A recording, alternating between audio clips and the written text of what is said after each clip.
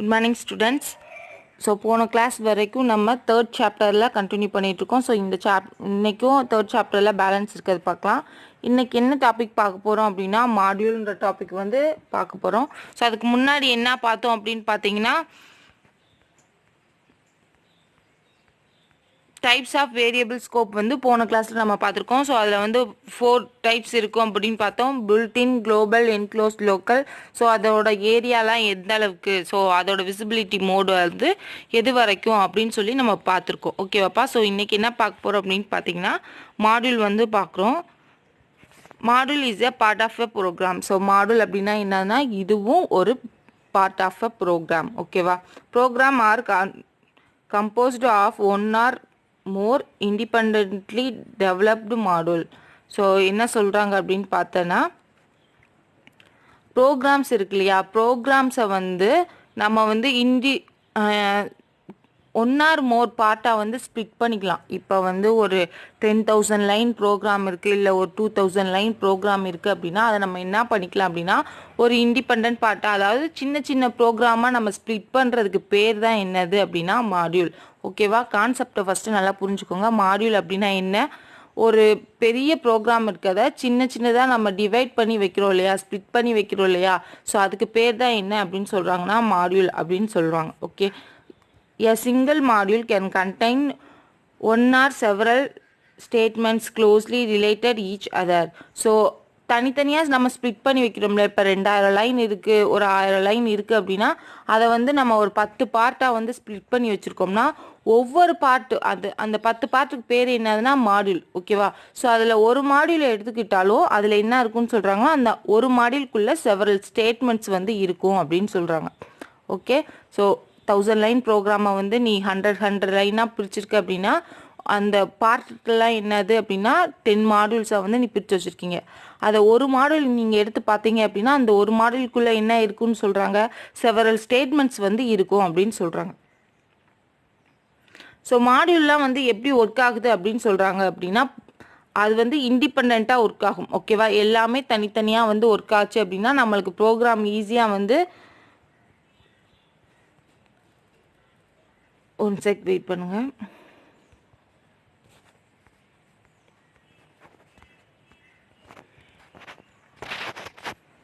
So module வந்து perfectly எப்படி work ஆகும்னா ஒரு அதுவாகவே இண்டிவிஜுவலாகவே என்ன ஆகும் அப்படின்னா ஒர்க் ஆகும். ஓகேவா. அதுவாகவே வந்து இண்டிவிஜுவலாக அதோட ஒன்று வந்து இன்டகிரேட் பண்ணிக்கலாம். நம்ம இன்டகிரேட் மீன்ஸ் கனெக்ஷன். ஓகேவா. இந்த ஃபஸ்ட்டு மாடியூலை வந்து தேர்ட் மாடியூலோட கனெக்ஷன் பண்ணுறது. ஸோ இந்த மாதிரி வந்து நம்மளால் கனெக்ஷன் பண்ணி யூஸ் பண்ணிக்க முடியும்.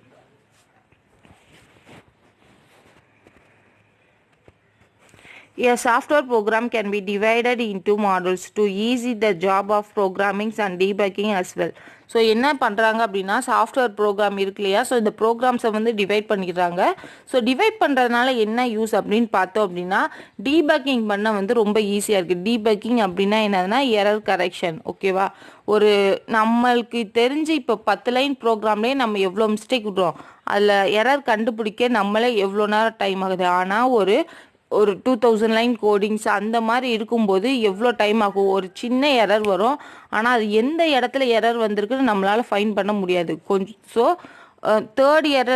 தேர்ட் லைனில் மேலே ஹெட்டிங்கில் ஏதாவது தப்பு பண்ணியிருப்போம், ஆனால் நம்மளுக்கு உள்ளே வந்து எரர் காட்டும். நம்ம என்ன நினச்சிருவோம், உள்ளே ஏதோ ஒரு லைன் தப்பு போல நினைப்போம். ஆனால் நம்ம என்ன பண்ணியிருப்போம், ஸ்டார்டிங் ஹெட்டர் ஃபைல்ஸ்லேயே கூட தப்பு பண்ணியிருப்போம்.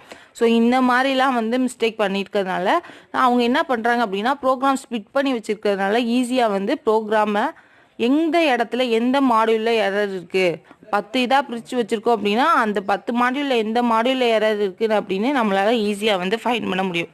ஸோ அதுக்காக தான் இந்த மாதிரி ப்ரோக்ராமை ஸ்ப்ளிட் பண்ணி வச்சுருக்காங்க. A program can be divided into small functional module that work together to get the output. So என்ன சொல்கிறாங்க அப்படின்னா நம்ம வந்து ஸ்மால் ஃபங்க்ஷனாக மாடியூலை பிரித்து வச்சுட்டு டோட்டலாக நம்ம என்ன பண்ணிக்கலாம், எல்லாத்தையும் சேர்த்து ஒரு அவுட்புட் வந்து கெட் பண்ணிக்கலாம் அப்படின்னு சொல்கிறாங்க. The process of subdividing the computer program into separate the subprograms is called a modular programming.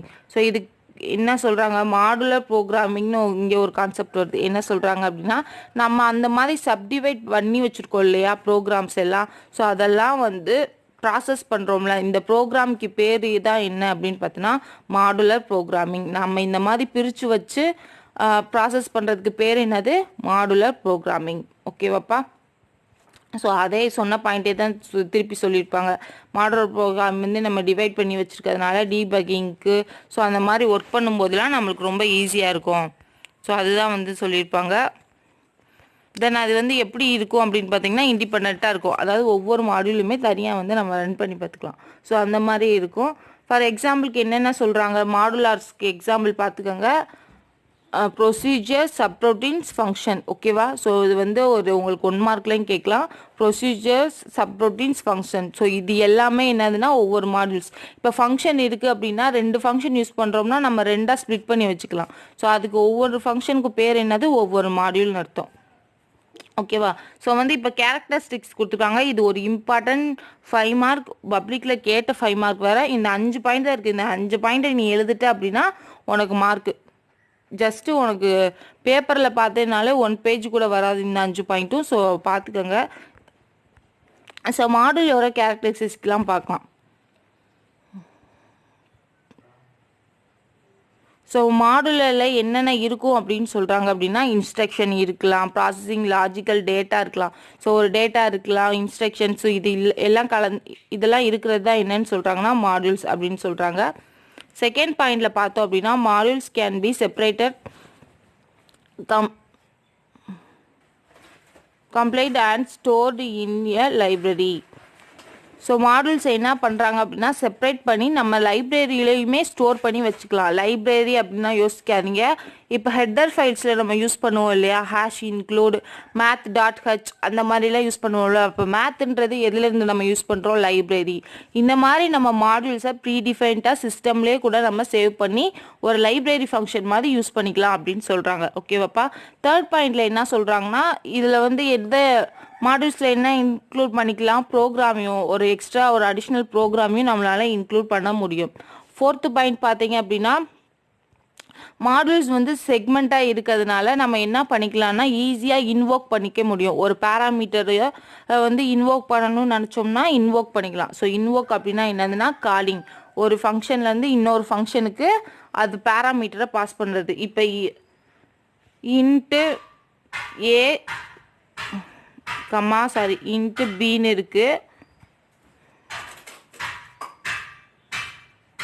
Into A into B இருக்குன்னா இன்னொரு ஃபங்க்ஷனில் நான் என்ன பண்ணுறேன் அப்படின்னு பார்த்தீங்கன்னா ஒரு ஆப்ஜெக்டோ ஏதோ ஒரு யூஸ் பண்ணி இதில் 5,4 அனுப்புகிறேன் அப்படின்னா இந்த 5ம் 4ஐயும் நான் என்ன பண்ணிக்கலாம், இந்த இன்னொரு ஃபங்க்ஷனுக்கு வந்து வேல்யூஸ் பாஸ் பண்ணிக்கலாம். அதாவது இந்த பேராமீட்டர்ஸை அங்கே வந்து நம்ம என்ன பண்ணிக்கலாம் அப்படின்னா இன்வோக் பண்ணிக்கலாம். ஸோ இந்த மாதிரி யூஸ் பண்ணிக்கலாம்னு 4th பாயிண்டில் சொல்கிறாங்க.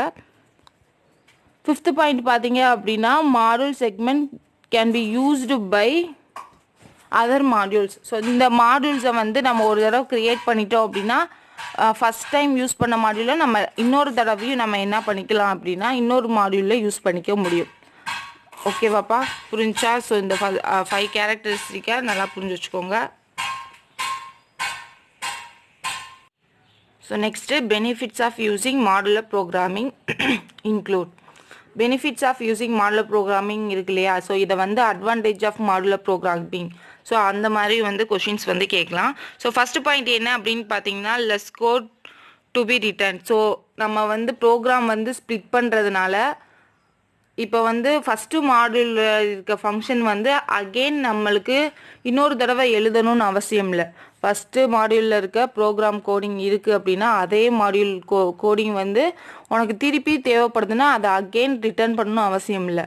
நம்ம என்ன பண்ணிக்கலாம், அந்த மாடுலரோட நேமை வச்சு கால் பண்ணிக்க முடியும். அந்த மாடுலரோட நேமை வச்சு ஸோ கால் பண்ணிக்கலாம். ஓகேவாப்பா? ஸோ அந்த மாதிரி கால் பண்ணிக்கிறதுனால நம்மளுக்கு கோடிங் வந்து லெஸ் ஆகும். ஸோ அந்த செகண்ட் பாயிண்ட் பார்த்தீங்க அப்படின்னா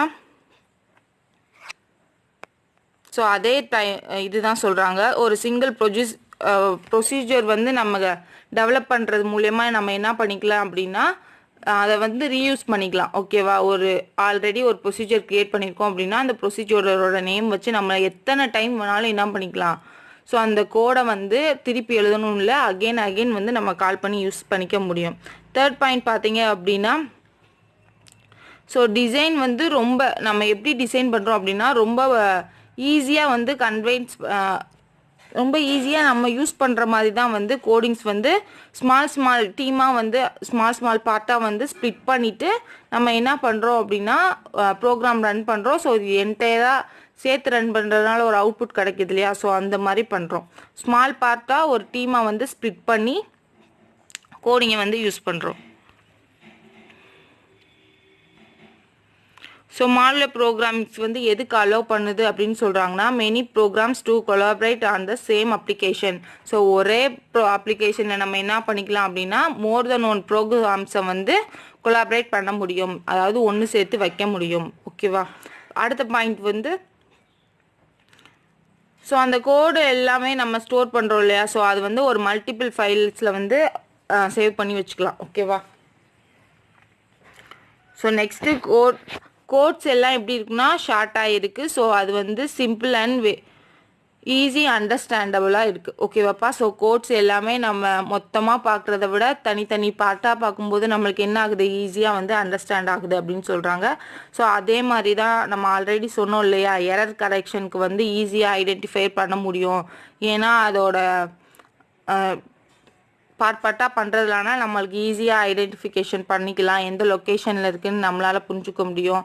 அது வந்து எந்த ஃபங்க்ஷன் பர்டிகுலராக இந்த ஃபங்க்ஷனில் இருக்கா இல்லைனா இந்த ப்ரொசீஜரில் இருக்கா அப்படின்னு சொல்லி நம்ம ஈஸியாக என்ன பண்ணிக்கலாம் அப்படின்னா ஃபைண்ட் பண்ணிக்க முடியும். ஓகேவா?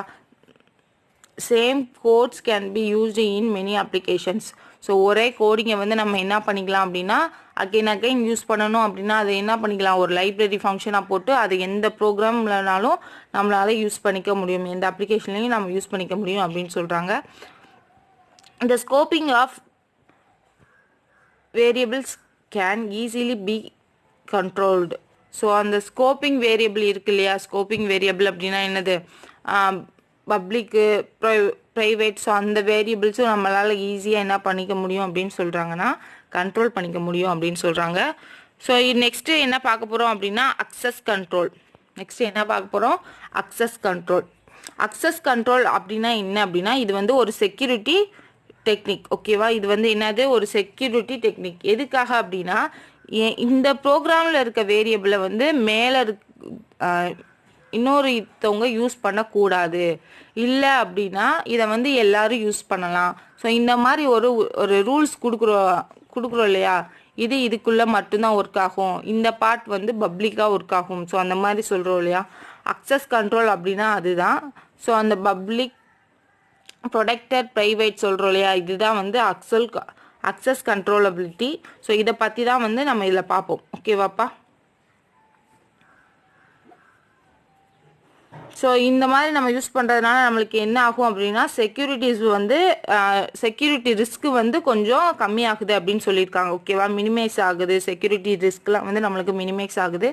அதே மாதிரி அக்சஸ் கண்ட்ரோலபிலிட்டி இருக்கிறதுனால டேட்டாவெல்லாம் ஈஸியாக வந்து அக்சஸ் பண்ணிக்கிறதுக்கு நம்மளுக்கு யூஸ்ஃபுல்லாக இருக்குது அப்படின்னு சொல்கிறாங்க.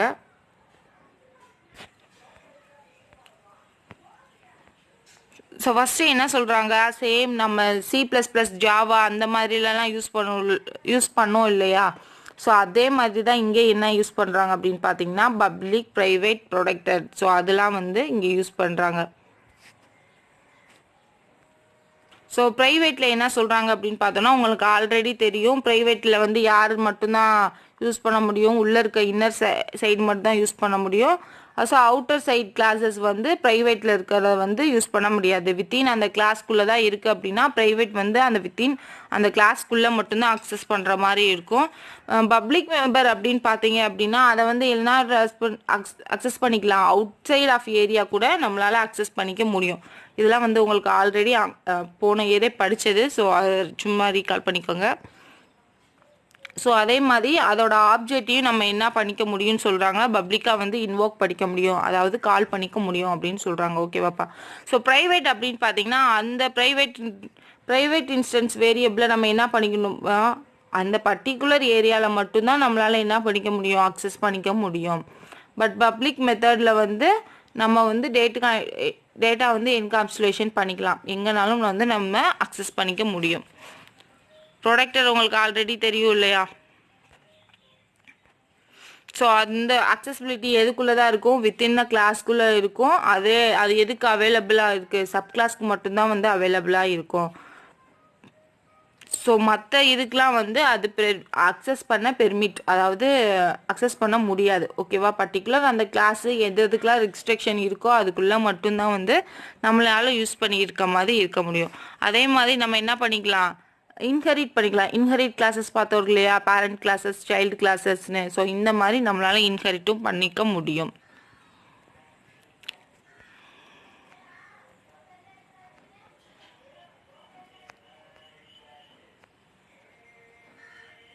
ஸோ செகண்ட் பேராகிராஃப் என்ன சொல்கிறாங்க அப்படின்னா, ஸோ பைத்தானில் வந்து எந்த ஒரு மெக்கானிசமும் இல்லை.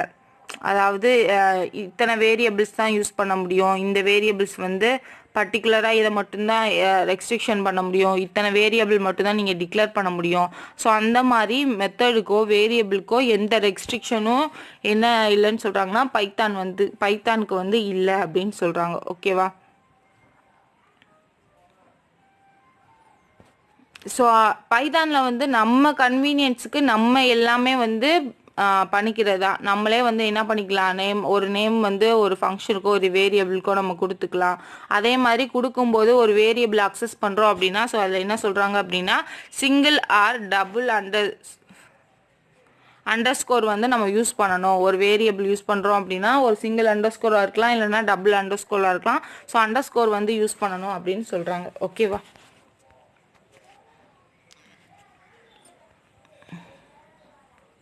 ஸோ பைத்தானுக்கு இங்கே பார்த்தீங்க அப்படின்னா பைத்தானுக்கும் C++ ஜாவாவுக்கு வந்து டிஃப்ரென்ஸ் சொல்லுவாங்க. பைத்தானில் வந்து நம்ம எந்த டேட்டா டைப்பும் ஸ்பெசிஃபை பண்ணாமல் கொடுத்துருந்தோம் அப்படின்னா அதை வந்து எப்படி எடுத்துக்கணும்னா பப்ளிக்காக எடுத்துக்கும். ஃபார் எக்ஸாம்பிள் இப்போ இன்ட்டு ஏன்னு இருக்குது, மேலே வந்து எதுவுமே டிக்ளேர் பண்ணலை. ஓகேவா, எதுவுமே நான் என்ன பண்ணலை, டிக்ளேர் பண்ணலை. அது ப்ரைவேட்டா இல்லை ஃபங்க்ஷனா எதுவுமே பண்ணலை. நான் காமனாக இன்ட்டு ஏன் கொடுத்து நான் யூஸ் பண்ணுறேன் அப்படின்னா இது வந்து பப்ளிக்கா ப்ரைவேட்டான்னு கேட்டிங்கன்னா பைத்தானில் வந்து இது என்னது பப்ளிக். பட் C++ ஜாவாவில் வந்து இது என்னதுன்னா ப்ரைவேட். வித்தின் அந்த கிளாஸ்க்குள்ளே தான் அந்த ஏவை அக்சஸ் பண்ணுற மாதிரி இருக்கும். பட் பைத்தானில் வந்து நீ மென்ஷன் பண்ணாமல் கொடுத்துருந்த அப்படின்னா அது வந்து பப்ளிக்காக கன்வெர்ட் ஆயிரும் அப்படின்னு சொல்கிறாங்க. ஓகேவா, ஸோ இந்த மாதிரி பப்ளிக்காக கன்வெர்ட் ஆகிறதுனால என்ன பண்ணலாம், எந்த மெம்பர் ஃபங்க்ஷன்னாலும் அவுட் சைட் ஆஃப் த ப்ரோக்ராமும் இதை யூஸ் பண்ணிக்க முடியும். பட் இது வந்து எதுக்கு பாசிபிள் இல்லைன்னு சொல்கிறாங்க, C++ ஜாவாக்கு வந்து பாசிபிள் இல்லைன்னு சொல்கிறாங்க. ஸோ இதுதான் உங்களோட 3rd சாப்டர் வந்து முடிஞ்சிருச்சு. ஸோ சின்னதாக ரீகால் பண்ணிக்கோங்க. கொஷின் ஆன்சர்ஸ் வந்து இதுலேயும் படிக்க ஆரம்பிங்க. ஓகேவாப்பா, தேங்க்யூ.